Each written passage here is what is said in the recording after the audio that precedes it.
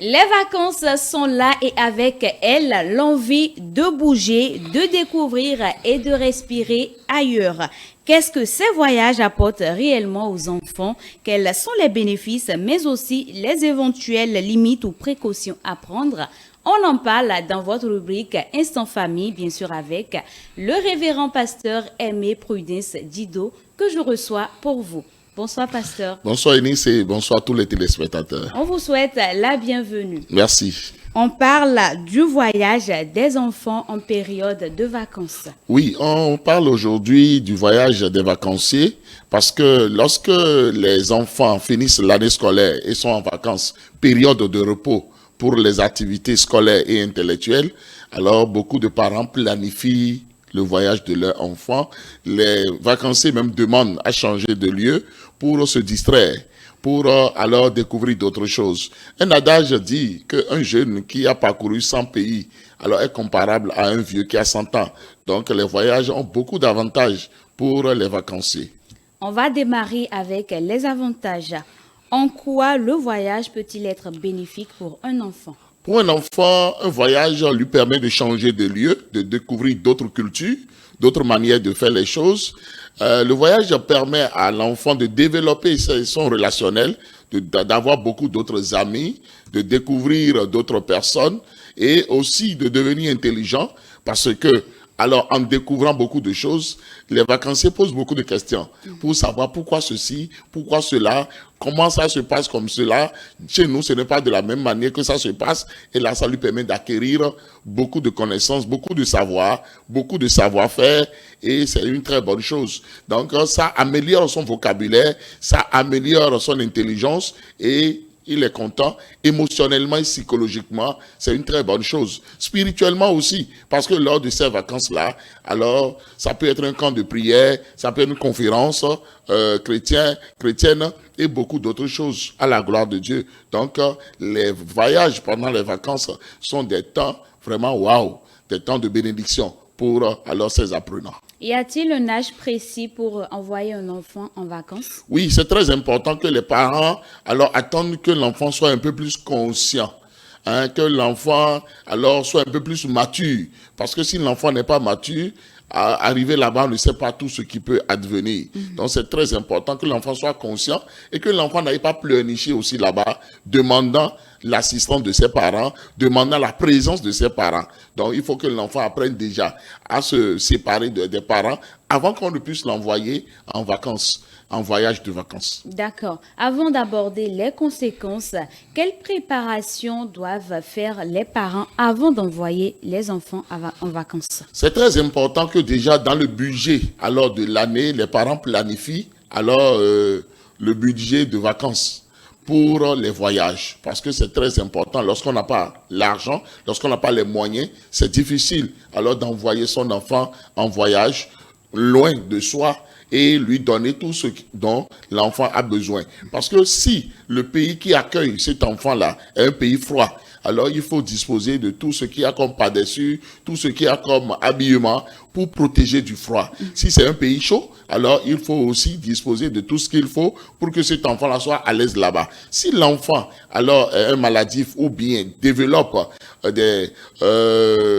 maladies, alors il faut prévoir aussi l'accompagnement médical pour pouvoir envoyer cet enfant-là alors en vacances. Si l'enfant ne mange pas certaines choses aussi, il faut pouvoir informer ceux qui reçoivent cet enfant-là pour dire que l'enfant ne mange pas ceci, l'enfant n'aime pas ceci, l'enfant ne dort pas dans certaines conditions. Donc tout cela, ce sont des précautions à prendre et mettre assez de moyens pour que l'enfant se sente à l'aise là où il est en train d'aller, soit en camp de vacances, soit en voyage vers un proche.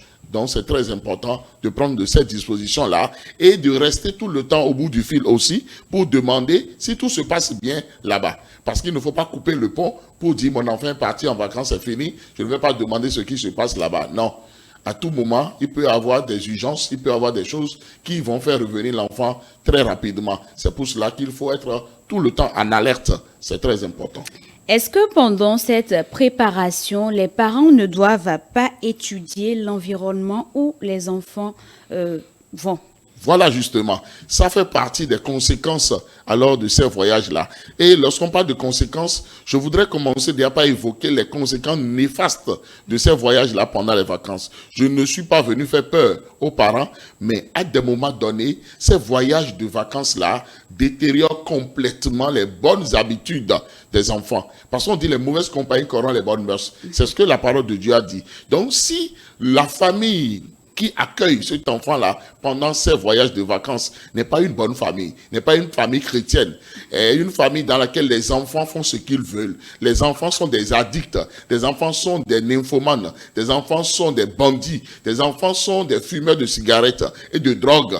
Et vous envoyez votre enfant dans cet environnement, c'est fini. Vous ramenez un enfant bandit aussi. Vous ramenez un enfant qui ne vous écoutera pas parce que les enfants de là-bas n'écoutent pas les parents et les parents ne disent rien. On trouve que c'est normal. Donc, c'est très important de savoir où est-ce que l'enfant ira atterrir.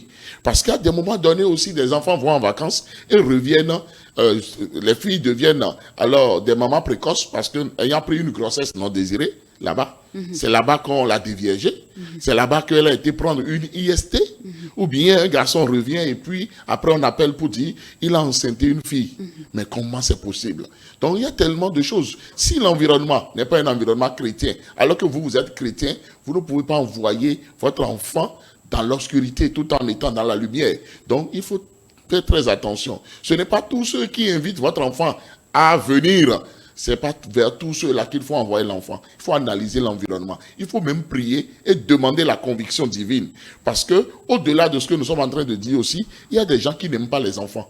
Et lorsque votre enfant atterrit là-bas, à cause de la violence verbale, à cause de la maltraitance, à cause de tout ce qu'on raconte à cet enfant-là perd la joie de vivre, perd son estime en lui-même et devient déréglé complètement. Émotionnellement et psychologiquement, cet enfant-là devient malade et ça ne devrait jamais être le cas. L'enfant doit être entouré d'amour, entouré alors de joie. Mais voilà, dans cet environnement, ça ne se fait pas comme ça. Ou bien, on affame votre enfant. Cet enfant-là va en vacances et est affamé. Moi-même, j'ai un mauvais souvenir alors de ces voyages de vacances, là où j'ai été en vacances une fois, alors que mon papa n'aime pas envoyer ses enfants en vacances. Mais je vous dis, je suis venu à Cotonou. La première fois où je suis venu à Cotonou, en 3 jours déjà dépéri. Parce que j'ai atterri dans un foyer où c'est la seule glacière avec la même pâte, même si vous êtes 100 dans le foyer, c'est cette seule pâte-là que tout le monde doit manger. Et la pâte même n'est pas dure. Cette pâte-là, c'est comme de la bouillie. Moi, je ne mange pas ce qui est chaud. Donc, je regarde les gens manger et je suis affamé. Et je n'ai pas les moyens d'en acheter d'autres.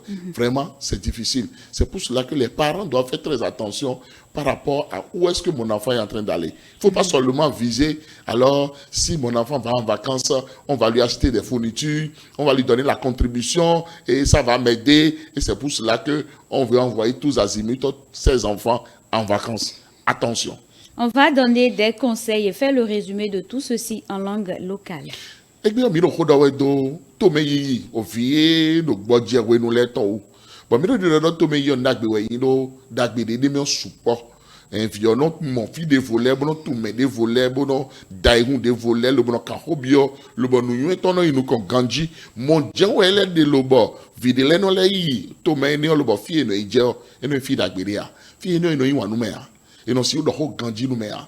Eno yi me de lo bono do resi no me. Eno yi me de lo bo. Plon de eno na vi do ton. Plon ni plon dagbe de ya. Vi mi ton eje o siga yo jiro ton. Vi mi ton eje nyonu ba ji kabi nyonu vi we yin e na eje alo dogule ni ji. Ena ibe ason de ro ton. E o mi do na blo dede. Fi vi mi ton kwen be o gboje de ne o mi do na camera fi terrain fi o ta o.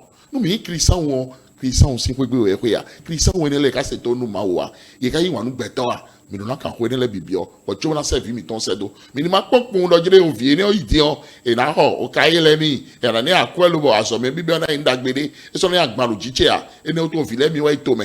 E mi do na blo tete nu le bikwi. Lo bo do na le so do no to me yo ganji. Nu vi o vide yo. E si to me we do na yi. Mo do na yi ngone. Puisque nous parlons de vacances, avez-vous prévu une formation pour les enfants, les parents? Pour le moment, non. Je vais annoncer alors une très bonne formation bientôt. D'accord. Oui.